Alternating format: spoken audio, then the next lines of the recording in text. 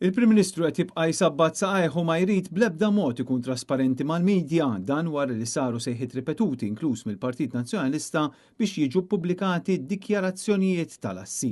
Fl-aħħar mossa li saret minn Kastilja biex żgur l-assi jibqgħu mistura, l-Uffiċċju tal-Prim Ministru rrifjuta t-talba li saret mit-Times għal dawn id-dikjarazzjonijiet tal-assi tal-Ministri. Fil-fatt it-Times of Malta kienet għamlet talba skont il-liġi għall-libertà tal-informazzjoni talba magħrufa bħala FOI u l-Gvern baqa' stinat anke quddiem din it-talba bl-iskuża tkun li d-dikjarazzjonijiet qegħdin hemm għall-iskrutinju tal-Prim Ministru. Din is-saga kollha kienet bdiet f'Jannar wara li l-Prim Ministru kien kiser l-użanza li jiġu preżentati d-dikjarazzjonijiet tal-membri tal-Cabinet fil-Parlament, xi ħaġa li dejjem saret f'kull leġislatura u li tkun tfisser trasparenza min-naħa tal-Gvern.